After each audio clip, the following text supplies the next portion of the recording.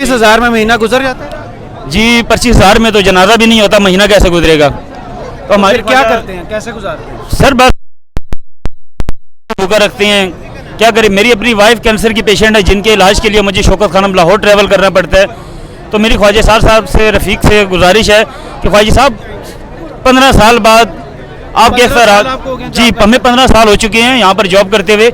हम ये कह रहे हैं ख्वाजा साहब से, ख्वाजा साहब अगर बंदा पैदल भी चले लाहौर से मक्का शरीफ के लिए तो बंदा हरम शरीफ का तवाफ़ करके अपने घर वापस आ जाता है। लेकिन आपके इख्तियारात क्या इतने माजूर हो चुके हैं कि आपके इख्तियारात आपके अपने इदारे में ही वो वैलिड नहीं है। TLA कॉन्ट्रैक्ट PM पैकेज वाले मजदूर भाई जिनको अभी 12 साल हो गए हैं, वो कच्चे हैं, ना कंफर्म कर रहे हैं, और उनके लिए छुट्टी भी नहीं है। छुट्टी करो तो दिहाड़ी, छुट्टी बीमारी कोई नहीं, 89 डेज के बाद एब्सेंट 1 दिन की लगती है, बाकी छुट्टी कोई नहीं।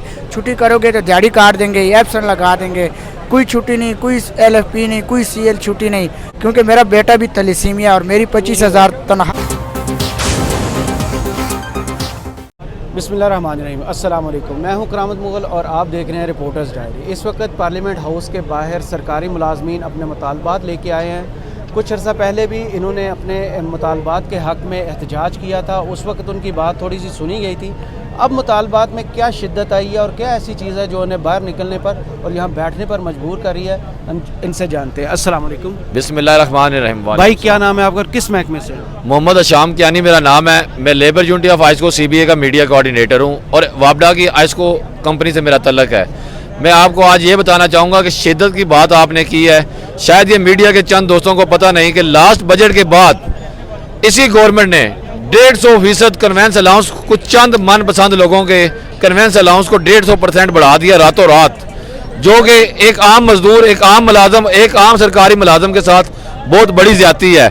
जब कन्वेंस अलाउंस आपने बढ़ाने थे तो सबके बढ़ाते, वो कुछ चंद खास लोग कौन से हैं वो भी बताना पसंद करूंगा, जो कि PM सेक्रेटेरिएट या पार्लियामेंट्री सेक्रेटेरिएट के लोग हैं, ग्रेड 16 या 17 से अबव, उनका 150% कन्वेंस अलाउंस बढ़ा दिया गया है।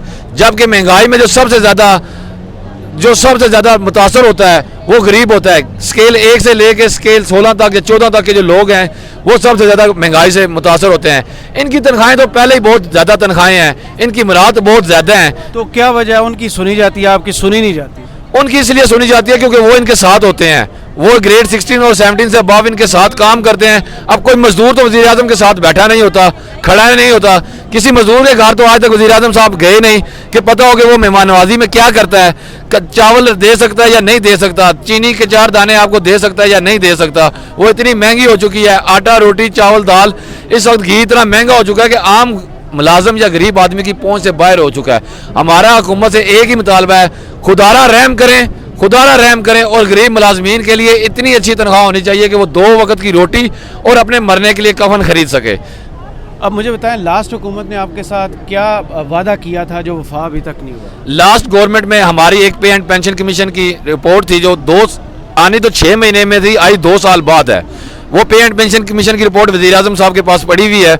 उसके ऊपर वज़ीर आज़म शहबाज शरीफ साहब के पास, शहबाज शरीफ साहब ने आज जब से उनकी गवर्नमेंट आई है उन्होंने उस रिपोर्ट दबाई हुई है, उस पर अमल दरामद नहीं कर रहे।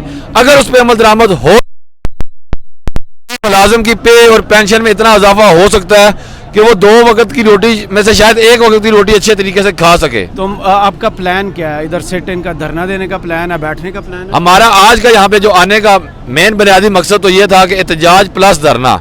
अगर हमारे मुतालबात ना माने गए तो हम धरना देंगे और हम इसके साथ साथ वज़ीर आज़म शहबाज शरीफ को ये भी याद आनी करा दें, कंट्रैक्ट, डेली वेजेस और कॉन्टीजेंट्स को अगर रेगुलर ना किया तो हम बहुत जल्द पूरे मुल्क में तालाबंदी करेंगे, तमाम अदारे बंद करेंगे ताकि इन मजदूरों को उनका हक मिले। पहले ही अदारों में मुज़ाकरात भी हुए हैं, कोई आया अंदर से बाहर बंदा आपसे बात सुने, आपके बात करे? अभी हमारी एक टीम को रहमान अली बाजवा साहब, सदर आशिक खान साहब और चंद लीडरान को अंदर बुलाया गया है और मुज़ाकरात चल रहे हैं। अगर हमारे ये मुतालबात ना माने गए या ना सुनी हुकूमत ने तो फिर हम मुल्क के अंदर मुल्क गिर एहतजाज करेंगे। उसमें हम बिजली बंद करेंगे, रोड्स बंद करेंगे, ट्रैफिक बंद करेंगे, हम तमाम वफाकी और सूबाई अदारे बंद करके हुकूमत को ये बताएंगे कि ये मुल्क हम मजदूर चलाते हैं, ये मुल्क सरकारी मुलाजम चलाते हैं, ना वज़ीर आज़म चलाता है, ना उसकी कोई और। आप लोगों का काम सिर्फ पॉलिसी बनाना है। अगर अच्छी पॉलिसी बनाएंगे तो हम आपका साथ देंगे, अगर बुरी पॉलिसी बनाएंगे तो हम आवाम से ज़्यादा बढ़ चढ़ के आपको बुरा कहेंगे। क्या नाम है और किस महकमे से हैं? मेरा नाम अकील अहमद है और मैं रेलवे पाकिस्तान महकमे कब से हैं रेलवे में? तो तकरीबन मुझे तो 5-6 साल हो गए हैं, मगर मैंने इधर काफ़ी लोग देखे हैं जो 2007 से लेकर तो अब। क्या मुस्तकबिल अपना नज़र आता है जो लोगों का हाल इधर है अभी? सर रेलवे के हालात दिन पर दिन देखे जा रहे हैं तो बहुत ख़राब है, और पाकिस्तान जो है ना तरक्की की तरफ रेलवे नहीं जा रहा क्योंकि ट्रेनें भी बंद हैं। आपके पास तो अभी चांस है जॉब चेंज करने का। बस क्या करें, अभी उम्र जो लग गई है 6-7 साल तो इसमें मुझे हो गए हैं, काफ़ी काम भी सीख लिया है, मैं कैरेज मैकेनिकल हूँ। ठीक है, तो हमारे TLA कंट्रैक्ट PM पैकेज वाले मजदूर भाई जिनको अभी 12-12 साल हो गए हैं वो कच्चे हैं, ना कंफर्म कर रहे हैं, और उनके लिए छुट्टी भी नहीं है। छुट्टी करो तो दिहाड़ी, छुट्टी बीमारी कोई नहीं, 89 डेज के बाद एब्सेंट 1 दिन की लगती है, बाकी छुट्टी कोई नहीं। छुट्टी करोगे तो दिहाड़ी काट देंगे, एब्सेंट लगा देंगे, कोई छुट्टी नहीं, कोई LFP नहीं, कोई CL छुट्टी नहीं। कहते आओगे तो दिहाड़ी लगेगी, नहीं आओगे तो आपको निकाला जाएगा। तो यहाँ कितने लोग हैं जो 12-12 साल से कॉन्ट्रैक्ट पे हैं मगर उन्हें कंफर्म नहीं किया जा रहा है। अभी जिस तरह भाई ने बात की है वो उससे आगे मैं कहता हूँ कोई हो नहीं सकता है, क्योंकि मेरा बेटा भी थैलेसीमिया और मेरी 25,000 तनख्वाह है, तो मैं उसे कभी होली कब से 25,000 है? तकरीबन अभी हमारी 19,000 थी 538 रुपये। जब से शहबाज शरीफ आए हैं फिर इसने कहा कि मुलाजमीन की कम से कम तनख्वाह 25,000 मिलते करके हम लोग यहाँ पर हड़ताल वगैरह धरने करके आपको पता है ना पाकिस्तान में कम से कम उजरत 25,000 है। 25,000। यकीन करें ना, यकीन करें कि 9 से 10,000 बिल आ जाता है। मेरे बेटे पे 7-8 हज़ार महीने का खर्चा है। मैं अटक नहीं है आपको साथ? नहीं है, वो कहते हैं आप कच्चे हो, TLA पे आपको कुछ भी नहीं बनता, ना छुट्टी है ना कुछ, मतलब TLA कैसा है कुछ यहाँ आओगे डेली वेजेस की तरह। तो उसको मैं अटक सिटी से आया हूँ, मैं कल रात से आया हूँ। तो बच्चे का भी इलाज कराना होता है मगर बहुत मुश्किल है, न तनख्वाह। हम कहते हैं कंफर्म हो जाए, कुछ हमें सहूलतें मिल जाएंगी, छुट्टी मिल जाएगी, किधर आना जाना खुशी। तो हमारे लिए बहुत मसला है। हमारे साथ रफ़ीक, हाँ, इससे गुजारिश है कि ये जितने मुलाजमीन आए हैं इनको कंफर्म किया जाए, हम इन्हें दुआ देंगे हमेशा इंशाल्लाह।